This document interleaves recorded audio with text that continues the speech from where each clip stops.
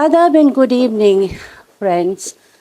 I'm very honored to be here today and attend the launch of this very important book. My husband, late Dr. Umar Khalidi, wrote a very important article on Maulana Maududi. A Hyderabadi like Makhdoom says, ये शहर अपना अजब शहर है कि रातों में सड़क पे चलिए तो सरगोशियाँ सी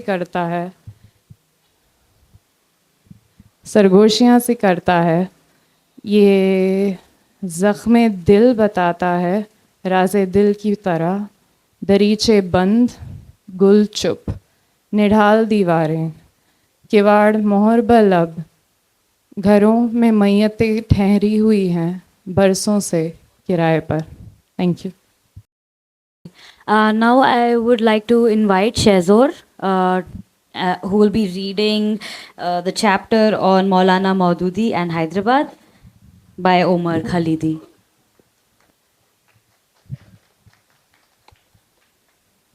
Sabko salam. My name is Shazor.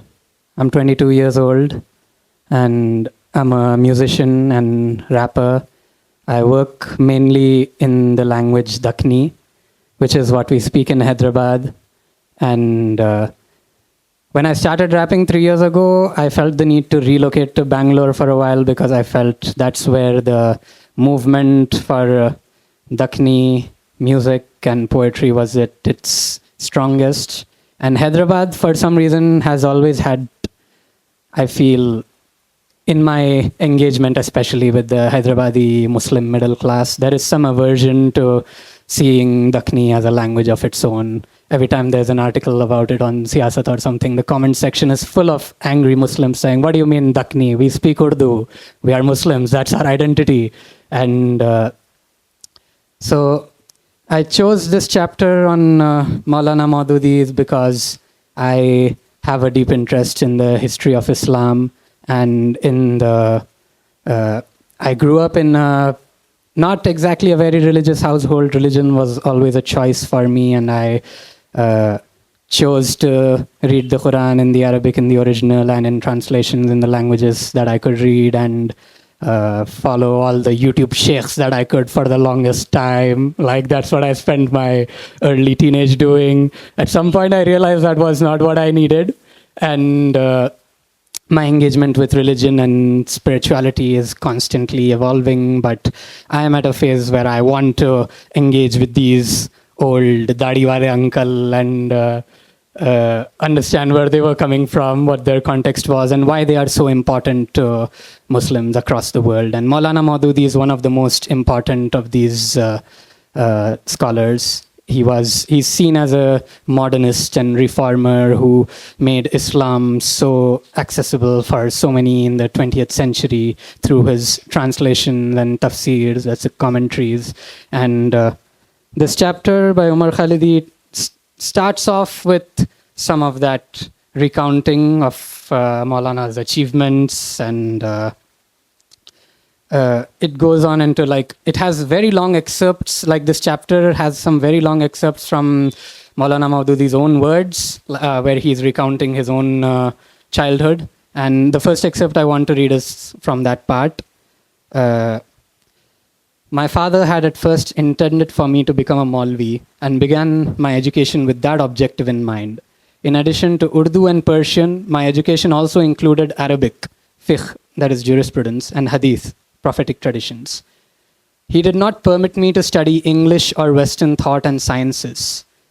And then he goes on to say, at night, I would listen to the stories of the great men of Islam and accounts of Islamic history. These interesting stories embedded my mind with a deep feeling for religion. Even my daily activities were occasions for ethical and cultural education. Special attention was paid to my speech and vernacular. I lived in the Deccan for 20 years without even adopting a single facet of the local dialect and continued to speak in pure Urdu. Preservation of language was of special importance in our household. Hence, we were not, for some time, allowed to mix with local children. And I find this very interesting because the word that is not used here at all is caste. And what most Muslims don't like to talk about is caste, because we like to see Islam as something that is free of caste. And any Muslims who practice caste or like refer to people with caste names are no true Muslims. But I think in that case, there are no true Muslims in India, because all of us have some internalized feelings about where we come from and what kind of people we are and what kind of people we should associate with and what kind of language we should speak, which is something very important we should recognize here when Maulana is speaking about his early life. The fact that he didn't speak Dakhni, that he spoke only what he refers to as pure Urdu, kind of establishes these connections, that a big reason why so many Hyderabadis, even though they speak Dakhni and they make funny reels in Dakhni and they like have their, they take some pride in the way they speak, they don't take it seriously. They treat it as something that, they treat it almost as like a humorous thing. They treat it as a lighthearted thing. They treat it as a fact of life. But when it comes to the real political struggle, they must root themselves in Urdu. So that was one thing that I found very interesting.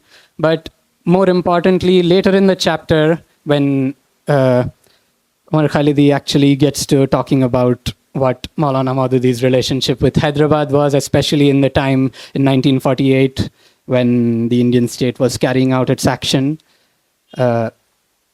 Maulana Maududi had relocated to Pakistan. He had moved to West Punjab, where he had started a madrasa, and that's where he was like rooting himself. And the reason he moved there was also because he was very disillusioned by the Nizam's government. He considered them as like quite hypocritical and like chasing wealth and political alliances and not being true to Islam, not being true to like the spreading the message of Islam and being good Muslims in your real life. And he thought it was limiting his own work to stay in Hyderabad, so he moved to Pakistan. And but the fact is that he never stopped caring. Like, since he lived most of his life in Hyderabad, he was very affected by the violence. And even before the violence had started, he wrote pamphlets talking about how the Nizam's government should not strive for independence or sovereignty, that the simple fact is that India is a more powerful state. It has a more powerful army. If you try to fight them, you will be destroyed and they will do horrible things to you, which we don't need. The best thing you can do right now is surrender and negotiate so that you can maintain the standard of life and the rituals that are needed for Muslims to continue practicing their religion and like have some level of autonomy, even though they will be in this largely Hindu majority state. And that advice was completely ignored because people were in a frenzy. And that's what is most interesting in this article to me. Maulana Maududi is not just like critical of the Indian state and the people in power for carrying out action and like destroying so many innocent lives. He's like, all of us are complicit, and our complicity is our refusal to see things for what they are, refusal to see things with clarity. And he has this ideal of sobriety going on. And I want to read this last excerpt. It's from near the end of the chapter, where he's talking about how this violence was enabled not just by the Indian state and the gangs of Congress and all the horrible people who actually carried out the violence, but also by those who refused to surrender even though they knew they were losing. These were the real conditions in Hyderabad. It would have been wiser for Hyderabad Muslims to have chosen such a path as would have saved them from destruction, instead of choosing the path of strife, resistance, and war. But those who thought of such a path were deemed their enemies. They chose to be led by people who could satisfy their collective ego by creating blind passion, by raising empty slogans, by giving rise to false hopes and unfounded expectations. They were seduced by the voice that said that it would unfurl the Asafjahi flag over the Red Fort in Delhi. The whole population of 40 lakhs was affected by this intoxication, nasha. These were the conditions of the Hyderabadi Muslims. As to the Pakistani Muslims, their condition was not any different from those in Hyderabad. Political divisions may have divided us, but the temperament, mizaj of the nation is yet the same. Here, our newspapers were spreading the same heady nasha hour speeches with which the Hyderabadis were being intoxicated. Masti ka alam tara kiya ja raha tha. The alleged day-by-day increase in Hyderabad's strength and all kinds of stories about its massive preparations were manufactured and circulated among the common people. Sometimes we were told that Hyderabad had a large air force, and sometimes it was said that it had acquired the port of Goa. At times it was reported that it had acquired an island from France. Sometimes baseless estimates of its military strength and military stores and equipment were published. At other times, we were told that help was being readied for in every nook and corner of the Islamic world. Due to such talks, not only the common folks, but well-read people and people holding responsible posts contrived forts of false hopes and unrealistic expectations. Even up to the evening of that day when Hyderabad was to surrender, our speakers delivering the Friday's sermons in the mosques assured the nation that pretty soon the tide of the battle was going to turn, and after that we will see what happens. But when the news of the bitter truth struck, it demolished all the castles in the air that were being erected for over a year. The delusion that people were under and that all the sources of information were perpetuating, all the lies that were being perpetuated, allowed people to get into this delusional state. And sometimes delusions are helpful, sometimes delusions are necessary, and sometimes the adrenaline carries you through into a place where you have a chance of winning the fight, but sometimes it just enables such horrible violence and invites something that you cannot fight. And I'm really not sure. The reason I'm not reading this excerpt as like a doomerist thing. I'm not trying to like kill our hopes or anything. I'm just reading this from like I'm finding this. This is a kind of rhetoric I've not seen before. I'm used to reading like I see myself as a communist. I'm used to reading pamphlets. I'm used to reading everything that inspires us to fight. But sometimes we need these sobering reminders of the human cost of what happens when we refuse to acknowledge our weakness. Thank you. Thank you, Shehzor. And thanks to all four speakers. This was a very interesting set of readings and responses and provocations. And now I'd like to pass it over to Dr. Anant to respond to these discussions and tie it together. Thank you, Meghna. And thank you so much to all of the readers who very obligingly read, even though I started off saying that only 3 will read and made it 4. Okay. I have only a very simple goal. The goal is that there's a book there on the table. Hopefully some of you will want to buy it. But even if you won't buy it, please, I hope to inspire you to access the book and read some parts of it. That's what I just want to do. Yeah. So I'm not going to be saying that there is a intellectual argument in this book. There is none. I'm a social scientist. I do a lot of my writing to make arguments. But here, this is a book in which we have made no argument. If there is a stance that is there coming through in the book, it's very simply this, that there is a particular moment in history, and that moment in history has left what appeared to be a cavity for a very long time. It's a cavity in our memory, it's a cavity in our consciousness, it's a cavity that we didn't know how to make sense of. And how powerful that cavity is, what it means to a lot of people, is something that can be gauged by a friend's response a couple of weeks ago when she works with students and scholars from across the world, and she said, 1948, we have 1948 books to be done across the world. There are so many places where this 1948 book needs to be done. Why? It's not just saying that there's something about history here that needs to be done. 1948 is a very important moment of decolonization in this world. It's that moment of decolonization which has given us Palestine, which has given us Kashmir, which has given us Hyderabad, which has given us so many different places. It has given us the birth of Bangladesh a few years later. It has given us the Bretton Woods institutions. It has given us so many, many different things. And in that, there are so many silences. There are so many bits and pieces of ourselves which have been transmitted to us through different kinds of people, right? I belong to a generation in which 1948 came to us through images. What's the image in my mind when I think about 1947, 1948?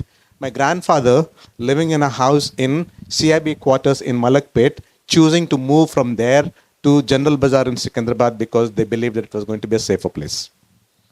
But soon, the house in which they were living, all the men had to acquire these silly looking air guns to protect themselves. And I have seen those guns many, many years later, and I was very puzzled. Why were these people thinking that these guns will protect them in any way? But they had these guns, and they put all of their women and children onto trains to travel to Andhra, to Nagpur, to some other place, to British India, to newly independent India, which is not part of this state, right? And what do I have from those trains? I have words like Hali Biji exchange. I have words about the way in which people dressed. I have words about how the languages, the words, the dictions, the dialects, everything was changing. I have words about how Muslims from the central provinces, Jabalpur, Kanpur, Nagpur, moved into Hyderabad, calling themselves Panagazin, ya Muhajir, all kinds of names because they believed that it's not safe to go to the west or to the east, but landing up south, down south, is going to somehow save them. These are the images that I have carried in my head for a very long time. You get into the train and you see blood splattered here and there. You don't know what it is. It's not like you're seeing dead bodies that were taken to Nigambodh Ghat in Delhi, but something definitely was going on here. The kind of thing that happened in Hyderabad was something that, like the partition story of Punjab, not talked about for a very long time. In fact, even after the Punjab story was talked about, Hyderabad was not talked about for a very long time. When did it become actually possible to talk about it? It was when Omar Khalidi Saab actually put out an article about Sundar Lal Committee. That was when it suddenly became possible for people to begin to talk about what is this thing all about, right? That was when Noorani Saab went in search of that Sundar Lal Committee report. He accessed the report and then he wrote about both this version and that version and opened up a debate. This moment in the year 2000, 2001, 2002, which is when people are beginning to think about the world in a completely different way. What was this time in 2001, 2002? This is the time when we had already begun to recognize that the world of globalization had given us something like Kabul, something like Baghdad, something else altogether. The world was very rapidly disintegrating because it's no longer a bipolar world. You have a unipolar world which is dangerously spinning out of control. That was the moment when suddenly we begin to remember what's happened in Hyderabad. And I think that it's really important for us to keep in mind that what all of these centrifugal, centripetal forces have done is to give these bits and pieces of texts, images, words, arguments of various kinds that are deposited in us, and we have no easy way of making sense of any of this. So whenever I have traveled, I've lived in Minneapolis for a long time. I've spent a lot of time in New York. I've traveled all over the US. Wherever I go, I run into people who say, हम हैदराबादी हैं और ये हैदराबाद के बारे में हम कुछ सोचते हैं. They're carrying some bits of that Hyderabad in them. When did they take it there? They took it in the 50s when they left Hyderabad, went to Pakistan. From Pakistan, they figured not quite working. They moved on to Toronto. From Toronto, they moved into Chicago. They moved all over the place. That extraordinary travel that began in 1950s, which has not been captured in any imagination of a diaspora that cannot be easily drawn in terms of any kinds of contours, that whole world is waiting to be somehow retold because we don't know how to tell it. Right? You have all kinds of mental illnesses, you have all kinds of hysterical accounts, you have all kinds of deep pain, anguish that people carry with them and put it out on the table for you to see. You'll stare at it, you say, I don't know what to make of this. I know that it's very deeply moving, I know that it's deeply troubling, but I don't know what to make of it. That's what this book is really all about. We're basically saying that we have all of these different pieces which are very, very important for us. We can reduce this into arguments of various kinds, as you can see in the argument of Maulana Maududi, as you can see in the argument of a poet, as you can see in the argument of a leader. You can see all these arguments, but these are intellectual arguments, these are rational arguments.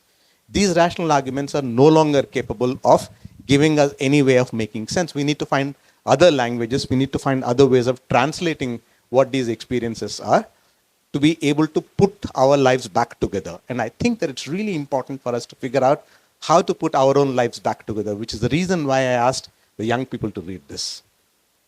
One of my teachers, who was a political geographer, a radical political geographer, always used to say that, sometime in the 1970s, something very important happened in this world.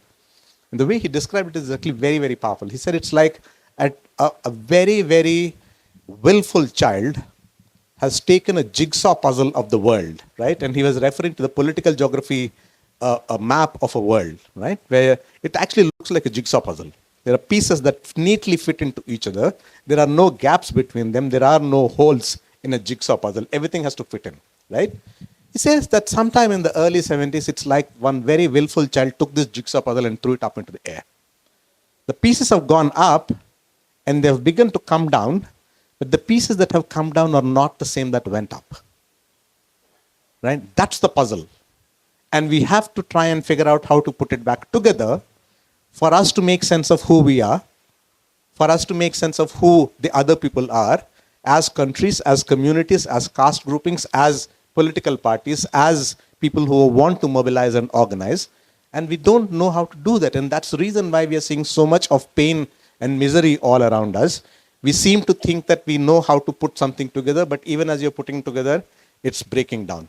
That's the reason why I think it's important for us to hold these books together and be able to read these pieces with that empathy and kindness, first of all, to ourselves.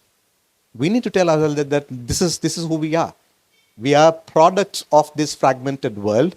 We are bearers of this horrifying colonial world that has left all of these shreds of glass in us, and we need to figure out how to take it out of ourselves. Agar wo hum seekh jayenge, then we will be able to make some better sense of what the world is like today. So this is what the purpose of the book is, and I hope that it will do some of that work. I'm not saying that the best of the work. One of the things that we kept talking about when we were doing the book was Gita was asking me, so you're saying that you're going to ask 4 different people to read different chapters, but how do we know that they are going to pick 4 different pieces? What if all of them will pick up the same piece? And I said, no, don't worry. That's not going to happen. And it hasn't happened. Right? And that's the beauty of this, that each of us, when you pick it up, you're going to pick up a different section, a different segment, and that's what is actually going to work for us. Because each of you will have to pick up those pieces to make sense of your own world, your own lives. That's what reading is all about. That's what active reading is all about, and I hope that you'll all do that. So I'm going to stop here, and I would invite all of you to respond, to comment, and it's completely open floor now. Anyone? Good evening, everybody. My name is Inamur Rahman. From the readings of the book over here, I got the impression that we are not getting the right impression. For instance, the clip that was shown at the outset gives out very clearly that there is a family which is totally terrorized, living in fear, and ultimately ending up with loss of some very important family members.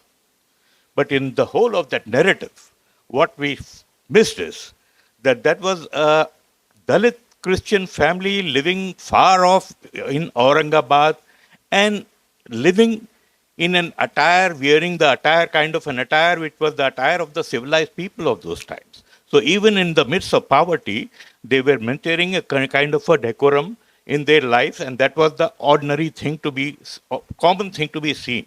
It was said that even a servant maid or even a gardener woman would still be wearing golden ornaments no matter how poor they were. That was the real state of affairs at that time. But this family, about which I want to say, is that this family was frightened to death by some people, we don't know who, that Razakars are coming. There are no reports of Razakars actually having done anything before 1947, before 1948, in Aurangabad area, and even if they did, this family ultimately moved out and was killed by Hindu people thinking that this family is a Muslim family. So that point is missing, that where we are going to see the Razakar terror, we are only going to interpret it through the Razakar propaganda, anti-Razakar propaganda that we have got to hear till now. And there are lots of things, like for instance, the lady here in her reading, she said that then there was some kind of a truce between the Arya Samaj and the Majlis and so on and the Nizam's government. And then the prisoners were released and those prisoners were went back to their camps. It's not as simple. 7,000 prisoners out of the 8,000 released on the silver jubilee of the Nizam's coronation were from outside Hyderabad. So what the hell was happening? Why were these outsiders coming into Hyderabad in such large numbers and really democratizing Hyderabad? Nonsense. There were personal agendas, there were communal agendas, and they were being very well fueled by forces outside of Hyderabad and for a very long time.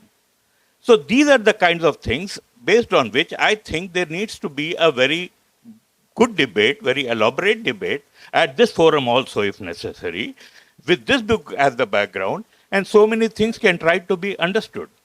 Well, there are, as he talked about 48, there were so many things happened. There was quite a lot of things happening in 1946 also. In Kashmir, for instance. And believe me, Godi media was at its very best as early as in 1946. Nothing was reported from there. So much so that Gandhiji had to say, what nonsense is this Maharaja doing? He should hand over power to the Muslims of Kashmir. What does he want to do? So the kind of an ethnic cleansing which went on in Kashmir, Jammu especially, was to the extent that one gentleman, he was finally questioned by somebody in important position in Pakistan, what's wrong with you, what's happened? He broke out. He broke up and he said, I was seeing this happening all around. I couldn't take it anymore. I took a big knife, slit the throat of my two daughters. And the third daughter, I could not do it because it was too much for me. I brought her here and lost her out to the lure of a few chocolates to a Muslim. So these are the kind of tragedies which went totally unreported. Hyderabad is under discussion now in the 2020s, 2015s, because of a totally different political dispensation that we have, political psychology that we are developing. It is because of that. In the 70s, as he talked about, also one more thing happened, that the good old communists, they got into bed with the Congress.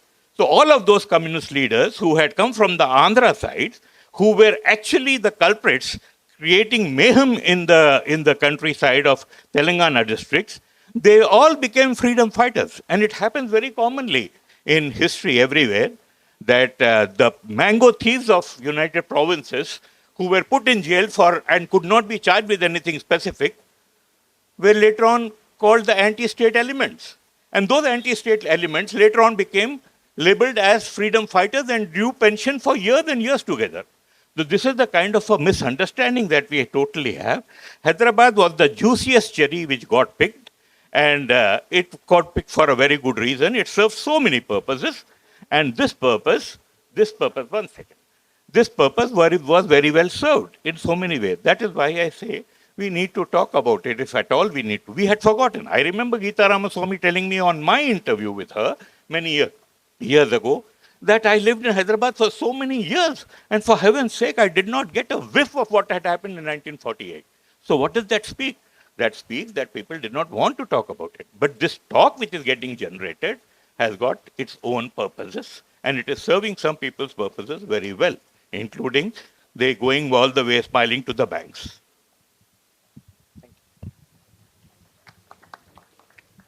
My name is Aleem Khan Falaki.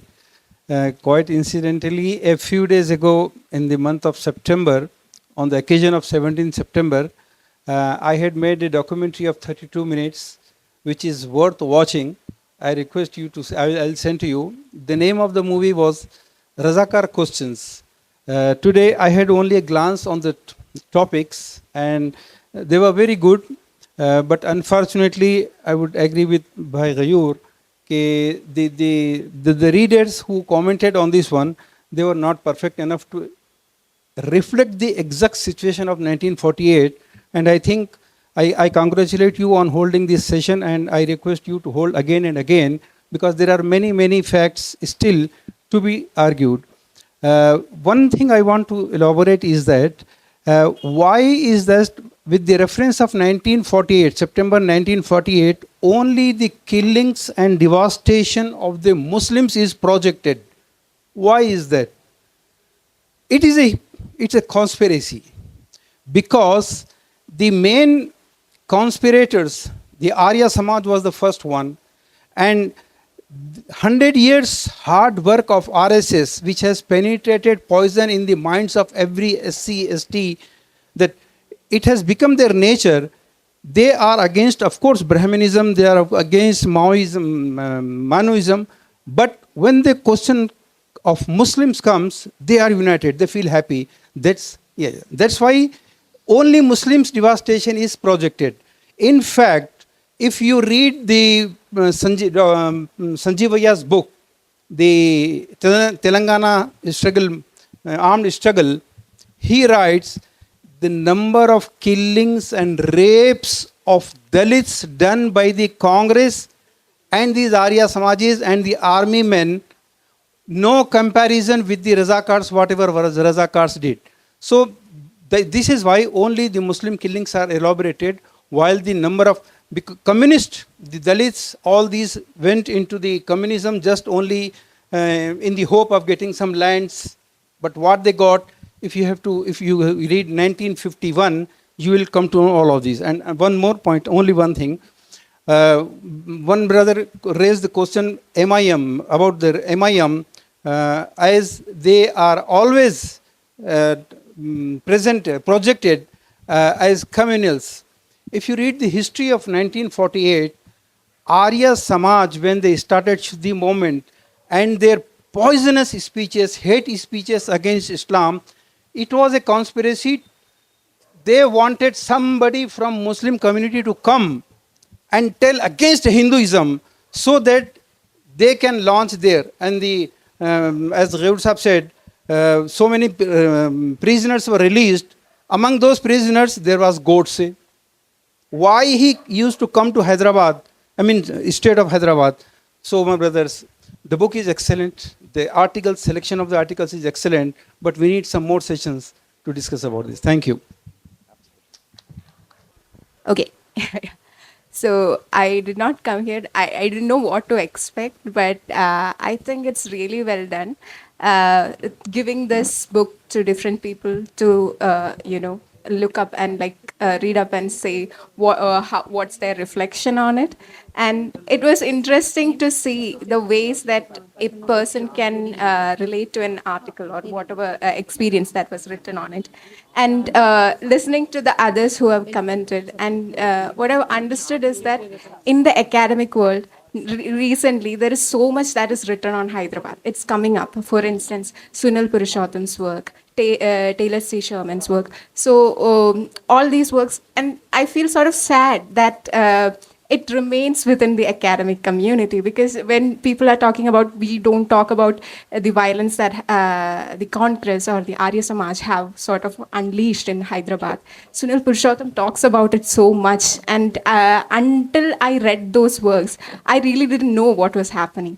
And I hope that you translate these works and it goes into the public so that people can also know what had happened and how actually the Indian state had instigated a lot of violence in Hyderabad so that, the October coup could be possible, and the Operation Polo, they could send in the army saying that in Hyderabad it's complete mayhem and everything. I hope it comes to the public as well in Telugu and all of this, and I really love the fact that you people do write in different languages. Wonderful book launch. Thank you so much. Any other thoughts, please? Okay, yeah. Good evening, everyone. My name is Nusrat. So I just want to conclude that, this Operation Polo, Razakars, everybody, some people, in Muslims, they were Razakars, they did some killings. They was army also. They have also done something wrong. But I think at the end of the day, they were some Muslims who saved some Hindus. They were some Hindus who saved some Muslims. So I think they were good people were also there because, my grandfather was a Muslim. He was some agricultural officer.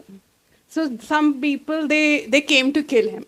But his servant said that, like he's a very honest person, please don't kill him. So he was saved.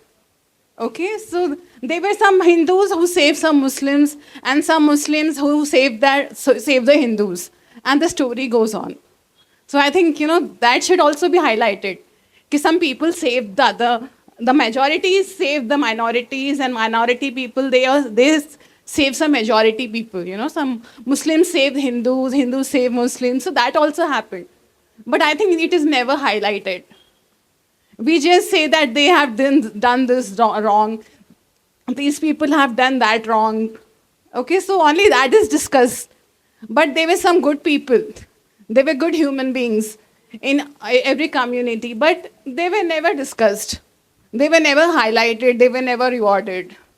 So I think they were good people in every community, and they also saved a lot of people.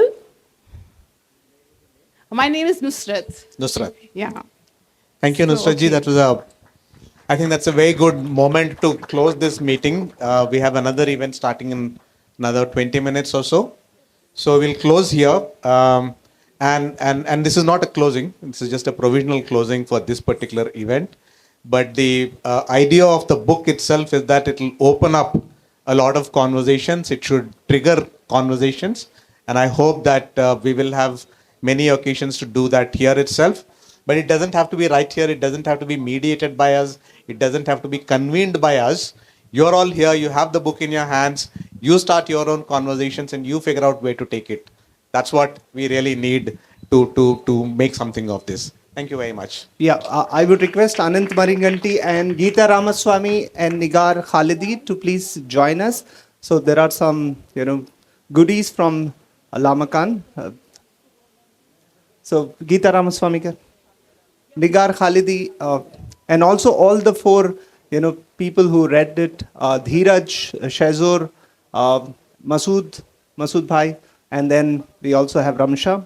So kindly join us on the stage as a token of love and appreciation from Lamakaan. Yep. Please tell everybody to buy the book. Yes. The biggest token of love. Absolutely. Yes. Great. Wow.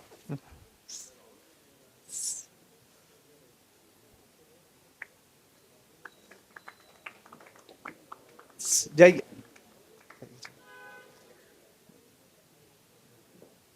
Dick.